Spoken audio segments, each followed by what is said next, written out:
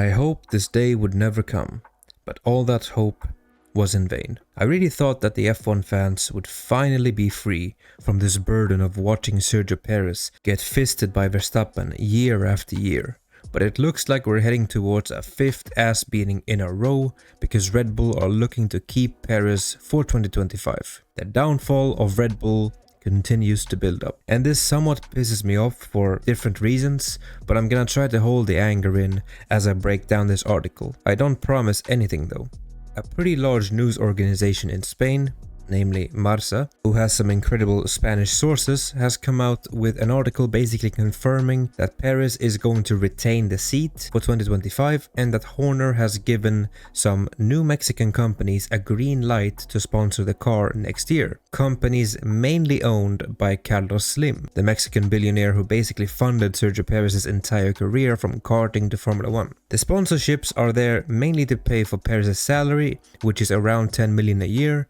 The majority of Red Bull's new sponsors next year are directly linked to Perez so that he can retain the seat. However, the article also states that Red Bull will take an additional fee for the losses that they will suffer in the Constructors' Championship. Losses that are there mainly because Perez isn't performing, but the article doesn't state that. I have to state that. Going from 1st to 3rd is most likely a loss of around $20 million in prize money, which is huge in the era of cost cap and being able to turn a profit. The article also notes that Liam Lawson, Yuki Tsunoda and Daniel Ricciardo had internal tryouts with the RB20 at the sim facility, and nobody could match Sergio Perez's times with an incredibly difficult car to drive.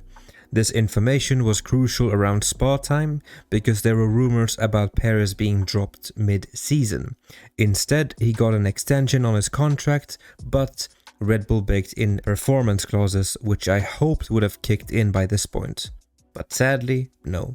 Now that I'm no longer referring to the article and just going with my own thoughts, what the fuck were these performance clauses? How can you look at this man week in and week out and not say that he is underperforming heavily for the car that he drives with? Anyone who takes a look at this driver, and when you compare him to his teammate, it's the biggest delta between teammates in a good car on the grid, and it has been for multiple years. And the fact that he gets to retain his seat, basically through sponsorships in an already rich team is mind-boggling to me.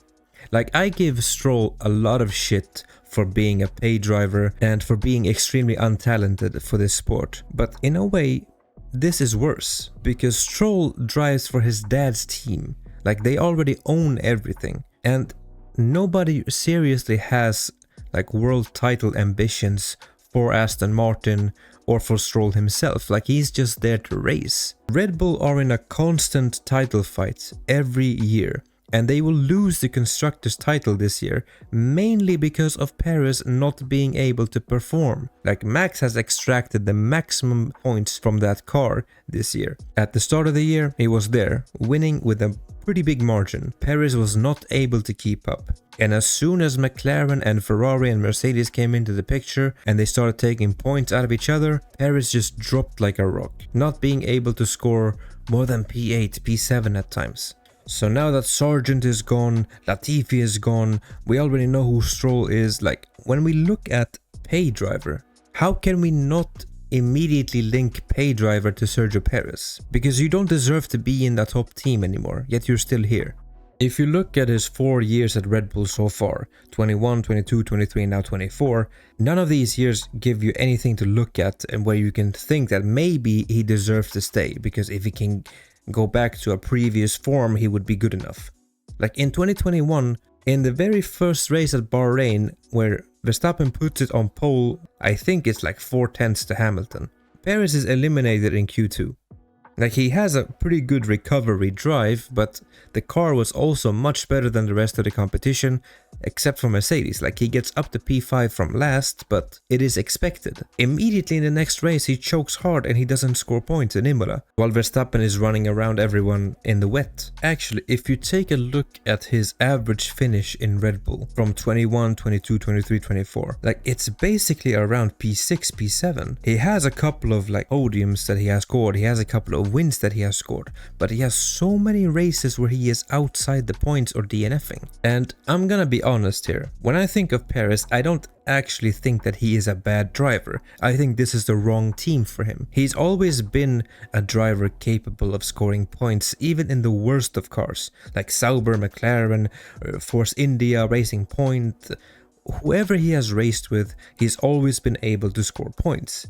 He is a good driver. He is from that same era as like Jenson Button, Hamilton, Alonso, Vettel, Ricciardo, Kubica, all those drivers who drove like pretty incredibly difficult seasons between 2010 and 2013. Like, he is of that caliber. Not that he's as good as them, but he was able to hang and he was able to score points. And then in Racing Point, between like 2018 and 2020, he was best of the rest. Like, he has it in him.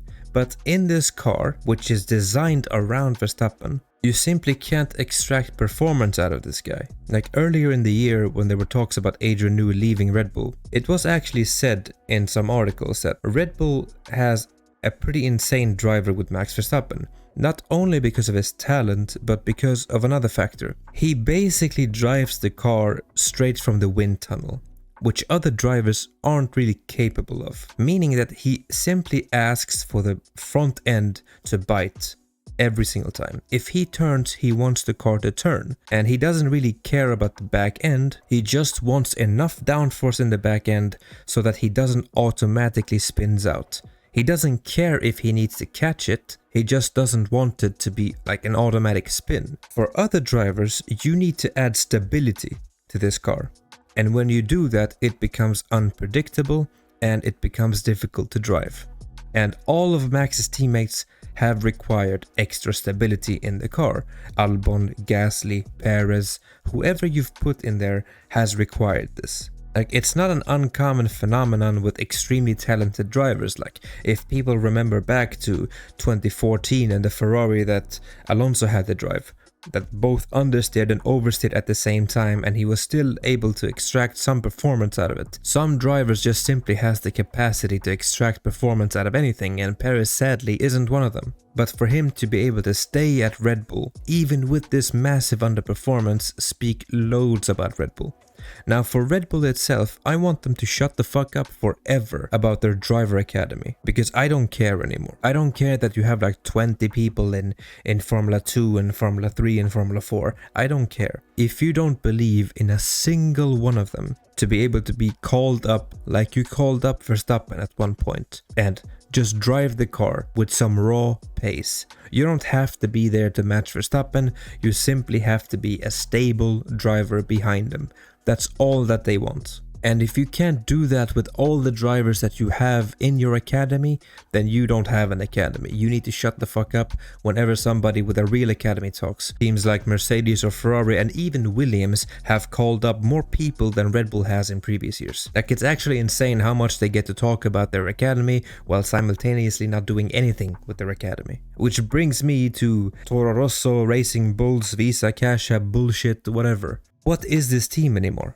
It's in Formula 1 on the premise that it is a way for drivers to make it into the main team. Like, you get to race a season, maximum 2, and if you're not good enough, the next rookies come in. You're trying to find the most insane driver in the academy that you can, and you're trying to give them a shot. Tsunoda has raced in this team for 4 years now, going on 5. If you're not going to call him up to the main team, why is he still there? Wouldn't it be better for you and your academy if you simply let him go and bring in 2 new people and you test them out? Isn't that the point of this team? But no, I'm just hugely disappointed in Red Bull. In everything, like the management and the drama and how they handle each other, from the second seat management and how they can't keep a single stable driver in that seat, from them allowing Jos Verstappen to run his mouth on basically everything and try to dictate the team like he's any part of it. Like, all of it is just a huge pot of crap that is being stirred by Christian Horner, and whatever comes out of that pot is what you get served to you in Formula 1. Like, what would you do as Red Bull if Max Verstappen actually leaves? Because previously this was impossible, right? We all thought that Max was going to retire in Red Bull. I don't see him going anywhere else. Red Bull are on the way up. When they get there, they will have the best driver and they will 100% win everything. Now we're not there anymore. Now there are question marks. Next year he isn't going to be able to get that massive start that he had this year. He's not going to be able to fully compete for the title in an underperforming Red Bull, being 1 versus 2 at every race because Perez simply can't keep up. In these 3 previous years, he's been 1v2 and he has won, but he had the car for it. And now he doesn't. So now he doesn't have a car that is faster, and he's 1v2, and his entire team is blowing up around him. If I was Verstappen, I would consider leaving at this point. Maybe he could move to McLaren and actually show Lando how you drive the fastest car on the grid. Show him the difference between an elite driver and a world championship driver. But anyways, this was Sergio Perez staying in Red Bull. I'll link the article. It's in Spanish in the description box below. You can right click in your browser and just translate it. It's not 100% accurate, but you get the gist of it. I'm also going to collect some money and buy a dictionary and send it to Christian Horner, and I will underline the word underperforming so he knows what it means for next year, because clearly he doesn't. The team is falling apart around him and he is responsible for it, even though he might feel like he's doing a good enough job. He isn't, but that's just my opinion. Thank you all for watching, and I will see you in the next video. Goodbye.